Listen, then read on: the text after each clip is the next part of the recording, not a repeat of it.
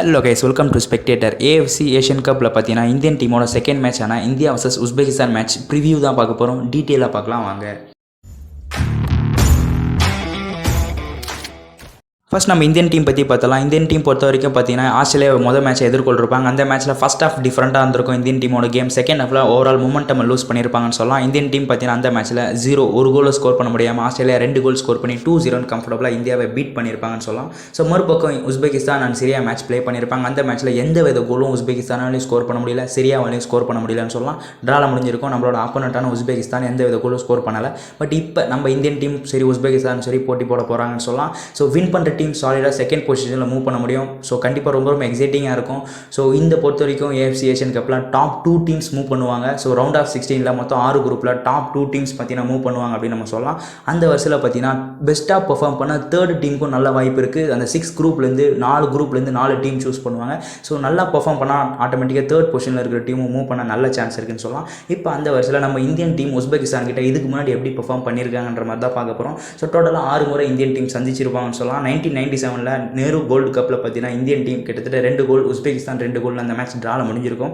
அதுக்கப்புறம் 1998 பார்த்தீங்கன்னா ஒரு இன்டர்நேஷனல் ஃப்ரெண்ட்லி ப்ளே பண்ணியிருப்பாங்க இந்தியா உஸ்பெகிஸ்தான். அதில் எந்த வித கோலும் ஸ்கோர் பண்ண முடியாமல் இந்தியாவும் சரி உஸ்பெகிஸ்தானும் சரி ட்ரா பண்ணியிருப்பாங்க.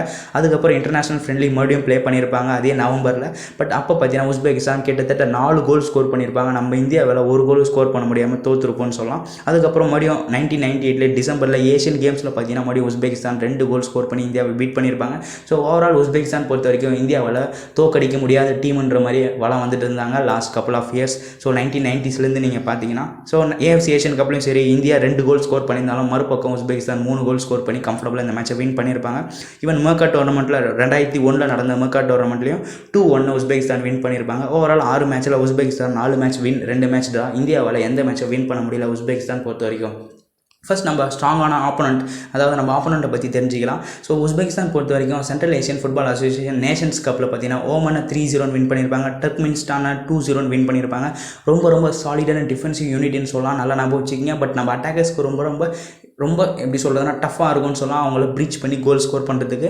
மறுபக்கம் உஸ்பெகிஸ்தான் தஜிகிஸ்தானை பார்த்தீங்கன்னா 5-1 வின் பண்ணியிருப்பாங்க. பட் ஃபைனலில் ஈரான் கிட்ட தோற்றுட்ருப்பாங்க உஸ்பெகிஸ்தான். அந்தளவுக்கு ஒரு வின்னிங் ஸ்டேக்கை மேக் பண்ணாலும் பட் வேர்ல்டு கப் குவாலிஃபைஸில் ஈரான் கிட்ட 2-2 ட்ரா பண்ணியிருப்பாங்க. And Uzbekistan the same Turkmenistan கிட்ட 3-1 வின் பண்ணியிருப்பாங்கன்னு சொல்லலாம். ஸோ அந்தளவுக்கு ஆப்போனண்ட்டால் கோலும் ஸ்கோர் பண்ண முடியல. பட் ஒரு ஃப்ரெண்ட்லி மாதிரி ப்ளே பண்ணியிருப்பாங்கன்னு சொல்லலாம். ஏஷியன் கப்புக்கு முன்னாடி பாலஸ்தீன் கிட்ட 1-0 வின் பண்ணியிருப்பாங்க. பட் மொதல் மேட்ச் நம்ம ஆல்ரெடி சொல்லியிருப்போம் சிரியா கிட்ட 1 கோல் ஸ்கோர் பண்ண முடியாமல். ஸோ சிரியா பார்த்தீங்கன்னா ஹேண்டில் பண்ணிட்டாங்கன்னு சொல்லலாம். சிரியாவாலே 1 கோல் ஸ்கோர் பண்ண முடியாமல் உஸ்பெகிஸ்தானோட மொதல் மேட்ச் 0-0 முடிஞ்சிருக்கு. ஸோ ஓவராலாக பொறுத்த வரைக்கும் பார்த்தீங்கன்னா நம்ம இந்தியன் டீமுக்கு ஒரு நல்ல வாய்ப்பு இருக்குது வின் பண்ணணுன்ற மாதிரி. ஸோ லைனை பொறுத்த வரைக்கும் நீங்கள் மூவ் பண்ணிங்கன்னா அதுக்கு முன்னாடி உஸ்பெகிஸ்தானோட டீம் நம்ம பற்றி சொல்லியாச்சு. கண்டினியூஸ் வின்னிங் ஸ்ட்ரீக், ஓரளவுக்கு டிஃப்ரெண்ட் டீமாக வந்துட்டு வராங்க. நம்ம ஆஸ்திரேலியாவை அப்ரோச் பண்ண மாதிரி உஸ்பெகிஸ்தான் அப்ரோச் பண்ண முடியாது. சாலிடான டிஃபென்ஸ் யூனிட் ப்ளஸ் அட்டாக்கிங் ரொம்ப சூப்பராக இருக்குன்னு சொல்லலாம். பட் நம்ம இந்தியன் டீம் பொறுத்த வரைக்கும் நம்ம ப்ரெடிக்ட் பண்ண முடியாத அளவுக்கு கேமை ஷோ பண்ணிட்டு வராங்க அப்படின்னு சொல்லலாம். சரி, ஓகே, ப்ரெடிக்ட் பண்ண முடியாதுன்னு நம்மளால் முக்கியமானது நம்மளோட லைன் அப்பையும் ப்ரெடிக்ட் பண்ண முடியாது. ஸோ ஏன் அப்படின்னு பார்த்தீங்கன்னா ஃபர்ஸ்ட் மேட்ச்சை நம்மளால் எதிர்பார்த்துருப்போம் பிராண்டன் ஃபெர்னாண்டஸ் தாப்பாலாம் உள்ளே வருவாருன்னு. பட் தாப்பா நோரா மகேஷ்க்கெலாம் வாய்ப்பு இருந்திருக்காது. ஒரு டிஃப்ரெண்ட் சார்ட் ஆஃப் லைனப் சக்ஸஸை கொடுத்துச்சு.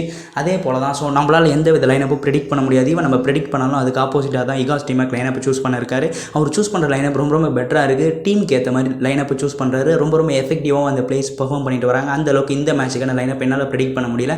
ஹோப் இகாஸ் டீமேக் பெட்டர் லைனப்பில் மூவ் பண்ணி இந்தியன் டீமை வெற்றிக்கு வழிவகுக்குவார் அப்படின்னு நம்ம சொல்லலாம். ஸோ எதனால் அப்படின்னு பார்த்தீங்கன்னா அந்த பிளேயர்ஸ் பார்த்தீங்கன்னா அதுக்கேற்ற கேமை ஷோ பண்ணுற காரணத்தினால அவர் சூட்டபுளான பிளேஸில் இடம் பிடிக்கிறார். எக்ஸாம்பிள் தீபக் தாங்கரி ரொம்ப நல்லா பண்ணார். அதே போல் இந்த வாட்டி எதனா ஒரு நியூ பிளேயரை கொண்டு வருவார்ன்ற கேள்விக்கு இகாஸ் டீமேக் என்ன பதில் சொல்லியிருக்காருன்னா கண்டிப்பாக ஒரு மேட்ச்சுமே நாங்கள் சேஞ்சஸ் ஏற்படுத்துவோம். ஸோ லாஸ்ட் மேட்ச் நாங்கள் மிஸ் பண்ணாத இந்த வாட்டி இடம் பிடிப்போம். எதனாலனா ஸோ ஒரு குவாலிட்டியான பாசிங் பார்த்தீங்கன்னா எங்களுக்கு மிஸ் ஆகிருக்கும் லாஸ்ட் மேட்ச். ஸோ அந்த மேட்ச்சை அதை ஃபில்ஃபில் பண்ண, அதாவது அந்த குவாலிட்டி பாசிங்கை ஃபுல்ஃபில் பண்ண கண்டிப்பாக ஒரு ஃப்ரெஷ் லேக்கை நாங்கள் கொண்டு வருவோம். ஸோ சேஞ்சஸ் நீங்கள் அடுத்த மேட்ச் வர்ற மேட்ச்சை நீங்கள் எதிர்பார்க்கலான்ற மாதிரி சொல்லியிருப்பார்.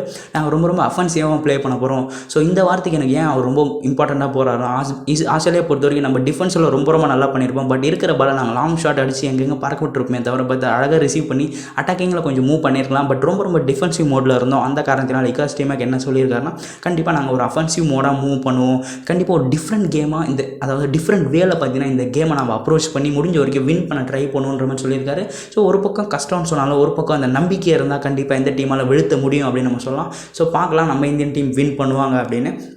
ஸோ ஓவரால் நம்ம இந்தியன் டீமுக்கு வாய்ப்பு இருக்கா இந்த மேட்சை வின் பண்ணானா நான் ஆல்ரெடி சொல்லிட்டு இருப்பேன், பெஸ்ட்டாக பெர்ஃபார்ம் பண்ண தேர்ட் டீமுக்கு மூவ் பண்ண வாய்ப்பு இருக்கிற காரணத்தினால அடுத்த ஒரு 2 மேட்சுமே நான் ட்ரா பண்ணி தேர்டில் ஃபினிஷ் பண்ணால் மற்ற டீமோட கம்பேர் பண்ணால் இந்தியா நல்லா பெர்ஃபார்ம் பண்ணிட்டு இருந்தால் கண்டிப்பாக தேர்ட் பொசிஷனில் ஃபினிஷ் பண்ணதுனால ரவுண்ட் ஆஃப் 16 மூவ் பண்ண முடியும். அப்படி இல்லை அப்கமிங் 2 மேட்ச்சில் ஒரு மேட்ச் வின் பண்ணிவிட்டு ஒரு மேட்ச் லூஸ் பண்ணாலும் பரவாயில்ல, நம்ம இந்தியன் டீமுக்கு ஒரு 3 பாயிண்ட்ஸ் ஒரு நல்ல வாய்ப்பு இருக்குது. பட் முடிஞ்ச வரைக்கும் நம்ம தோக்கக்கூடாது, ட்ரா ஆர் வின். ஸோ இந்த மைண்ட் செட்டில் போனோம், தோக்கணுன்ற ஒரு எண்ணத்தில் போகக்கூடாது.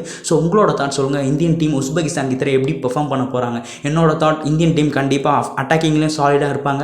ஏன்னா நம்ம போதும் டிஃபென்சிவ் மைண்ட் செட் பண்ணது போதும். ஏன்னா டிஃபென்ஸ் யூனிட்டில் அந்தளவுக்கு நல்லா பண்ணியாச்சு. இப்போ அட்டாக்கிங்கில் கான்சன்ட்ரேஷன் பண்ணாலும் அதுக்கேற்ற மாதிரி லைன் அப்லையும் பார்த்தீங்கன்னா நோரோ மகேஷ், ஸோ இந்த பக்கம் பார்த்தீங்கன்னா லிஸ்டன் கொலாசோ, மன்வீர் சிங்ஸ்ன்ற மாதிரி பெட்டரான பிளேயர்ஸை சூட்டபுளான அந்த குயிக் பாசிங் பிசிக்குள்ள பிளேயரை கொண்டு வந்து இனிஷியலாகவே அந்த ஒரு ஃபைட்டிங் கேமை காமிப்பார் எகாஸ் டீமாக்குன்னு எதிர்பார்க்கலாம். ஸோ என்ன பொறுத்த வரைக்கும் இந்தியன் டீம் ஒரு ஃபைட்டிங் கேம் மூலிமா இந்த மேட்சை 1-0 வின் பண்ணுவோம் நான் ப்ரெடிக்ட் பண்ணுறேன். ஸோ உங்களோட ப்ரெடிக்ட்னு சொல்லுங்கள், ஏன்னா உங்களுக்கு எப்படி இருக்கும்? ஸோ உஸ்பெகிஸ்தான் நம்மளால் பீட் பண்ண முடியாதா இல்லை பீட் பண்ண முடியுமா? உங்களோட தாட் சொல்லுங்கள். Let's go Indian football.